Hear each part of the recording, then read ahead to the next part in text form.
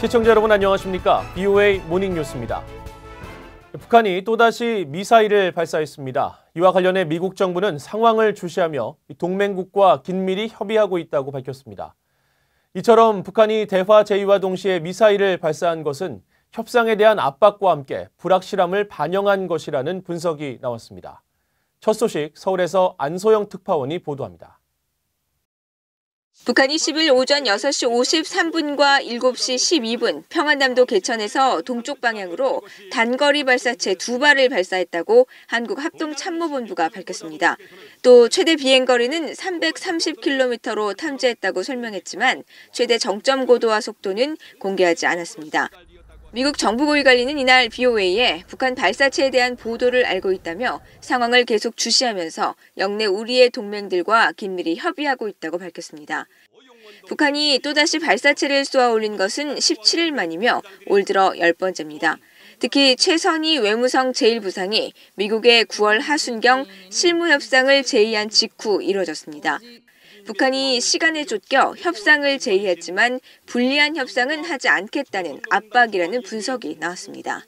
만약에 자신들의 요구가 받아들이지 않을 경우 말인 연말까지 기다린다고 했으니까 내년 초에 대륙간 탄도미사일을 발사할 수 있다. 그래서 트럼프 대통령의 대북 외교 성과를 완전히 무산시킬 수 있다. 이러한 압박을 가하는 거죠.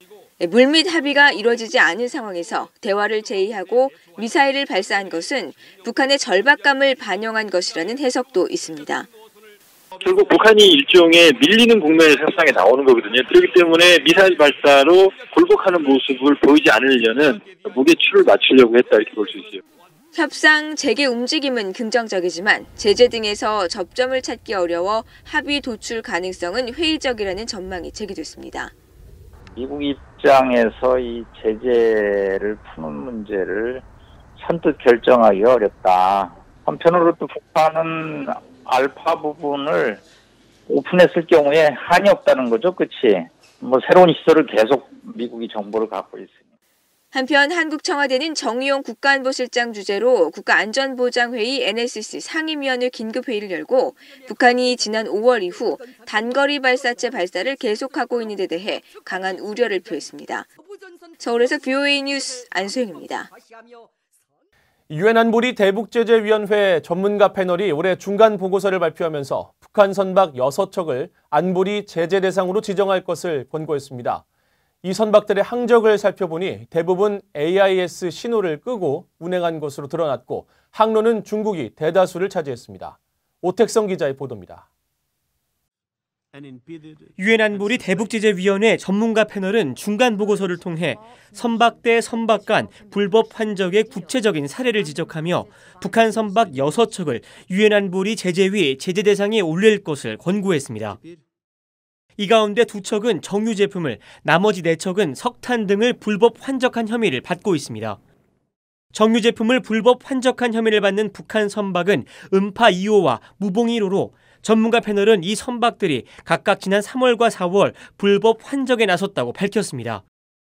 이어 전문가 패널이 유엔 안보리 결의 2372로 파랑이 수출입을 금지한 석탄 등을 불법 환적한 혐의가 있다고 지적한 북한 선박은 백양산호와 가림천호, 포평호 그리고 태양호입니다. 전문가 패널은 이들 선박의 불법 환적 활동이 지난해 9월과 10월 사이에 이루어졌다고 지적했습니다. 6척 가운데 음파 2호와 백양산호는 미 재무부 해외자산 통제실이 이미 특별 제재 대상에 올린 바 있습니다. 선박 추적 웹사이트 마린 트래픽을 통해 이들 선박의 항로를 추적한 결과 대다수가 선박 자동 식별 장치인 AIS를 끄고 운행하고 있는 것으로 드러났습니다. 음파 2호와 백양산호를 제외한 4척은 지난 2017년을 마지막으로 2년 넘게 AIS를 끄고 운행하고 있습니다. 전문가들은 북한의 이 같은 행동을 지적해왔습니다. The main area is the sea, international waters, where nothing is really being monitored except when there are surveillance aircraft or satellites or other aerial assets in place. 아울러 마린 트래픽상에 나타난 이들 북한 선박의 항로는 대다수 중국을 거점으로 삼은 것으로 나타났습니다. 전문가 패널이 제재 대상으로 지정할 것을 권고한 6척의 선박 가운데 무봉 1호를 제외한 5척은 모두 중국 앞바다나 러시아와 중국을 오가는 항로에서 AIS 위치가 마지막으로 확인됐습니다. VOA 뉴스 우택성입니다. 유엔은 9일 국제 핵실험 반대의 날을 맞아 미국 뉴욕 유엔 본부에서 회의를 열고 북한의 핵실험 중단과 완전한 비핵화를 촉구했습니다. 안토니오 구테우스 유엔 사무총장과 포괄적 핵실험 금지 조약 기구의 라시나 제르보 사무총장은 북한을 포함한 8개 국가가 포괄적 핵실험 금지 조약에 서명하거나 비준하지 않았다며 조속한 동참을 요구했습니다. 특히 북한을 향해 해당 조약에 조속히 가입하고 완전하게 검증 가능하며 돌이킬 수 없는 비핵화, CVID를 이행해야 한다고 밝혔습니다. 이날 회의에서 유럽연합 대표는 북한의 완전한 비핵화를 위한 신뢰할 수 있는 조치에 나설 것을 촉구했고, 동남아시아 국가를 대표해 발언한 태국 대표는 한반도 평화 구축을 위해 당사국 간 외교 관계를 이어나갈 것을 강조했습니다. 아프리카 여러 국가들이 북한과 오랫동안 협력 관계를 유지해왔기 때문에 대북 제재를 위반할 가능성이 높다는 지적이 제기됐습니다. 현지에서 활동하는 북한 기업들도 제재 회피를 위한 전략을 동원하고 있어 대책이 필요하다는 분석도 나옵니다. 조은정 기자가 보도합니다. 유엔 제재 전문가 출신들이 만든 민간단체 규정 준수와 국제기술 역량 CCSI는 지난해 11월부터 아프리카에서 대북 제재 이행 수준을 높이기 위한 워크숍을 열고 있습니다. 워크숍은 유엔 지도부의 승인 아래 회원국들로부터 예산을 지원받아 진행되는데 에티오피아, 알제리, 모잠비크 등에서 500여 명이 참여한 것으로 알려졌습니다. 워크숍을 주관한 엔리코 케리시 CCSI 국장은 아프리카 여러 국가들이 김일성 시대부터 북한과 밀접한 협력을 맺어 다양한 분야에서 제재 위반 소지가 많다고 지적했습니다. Kim Il-sung back 50, 60 years ago was very deliberate in developing relationships with particularly African and other developing countries. And this has left deep roots, both politically, culturally, but also economically. And of course, now many of these countries have to face the legacies of this relationship. 케리시 국장은 특히 북한의 재래식 무기 거래와 관련해 아프리카 국가들이 곤란한 상황에 처했다고 설명했습니다.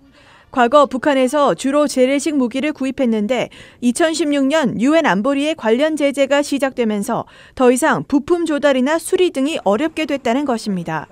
따라서 북한을 대체할 수 있는 합법적인 공급자를 찾는 게 필요하다는 게 전문가들의 조언입니다. 아프리카 국가들과 북한과의 각종 거래에서는 불법 금융 거래가 동반된다는 지적도 나왔습니다. And we also have a number of African countries that North Korean ships sail under their flag. In each of these cases, of course, there is one or several financial transactions. 케리시 국장은 대북 제재 강화에 따라 많은 북한 기업이 아프리카에서 철수했다는 분석에 대해서는 회의적인 견해를 나타냈습니다. 제재 명단에 오른 기업들이 이름만 바꿔 다시 활동한다는 것입니다. What we see is that they have an enormous versatility in changing their business strategy. And they are adapting. And one of the things that they are doing is also replacing those that have been recognized and put on the sanctions. 케리시 국장은 아프리카의 많은 나라들이 자국에 대한 제재 이행 기대치를 잘 이해하지 못한다며 유엔과 각 국가의 간극을 줄이기 위해선 먼저 문제를 인정하는 것이 필요하다고 말했습니다. VOA 뉴스 조은정입니다. 미국인 10명 가운데 7명은 주한미군을 현재 수준으로 유지하거나 더 늘려야 한다고 생각하는 것으로 나타났습니다. 미국 시카고의 민간단체인 시카고 국제문제협의회는 최근 2019 미국 외교정책에 대한 설문조사를 통해 이같이 밝히면서 미국인들은 미군의 아시아 주둔 정책을 강하게 지지하고 있다고 밝혔습니다. 미국인들은 또 앞으로 10년간 중대 위험 요소로 61%가 북한 핵무기를 꼽았으며 북한이 한국을 침공했을 때 미군이 동원돼야 하느냐는 질문에는 지난해보다 6%포인트 떨어진 58%가 그렇다고 답했습니다. 이번 설문조사는 시카고 국제문제협의회가 지난 6월 7일부터 20일까지 미국 성인 2,059명을 대상으로 실시했습니다. 한국 민간단체인 북한인권정보센터 부설 북한인권기록보존소가 북한 정권의 인권 유린 실태를 담은 2019 북한 인권 백서를 발간했습니다. 백선은 2010년 이후 북한 주민에 대한 생명권과 피의자, 구금자의 권리, 노동권, 재산권 침해 사례가 2000년대에 비해 많이 발생하고 있다고 지적했습니다. 특히 생명권 침해 발생 비율이 2배가량 증가한 것은 정권 안정과 사회 질서, 치안 유지 정책 강화 등을 명목으로 한 북한 당국의 비공개 처형 비율이 증가했기 때문이라고 지적했습니다. 이상으로 VOA 모닝뉴스를 마칩니다. 시청해주신 여러분 고맙습니다.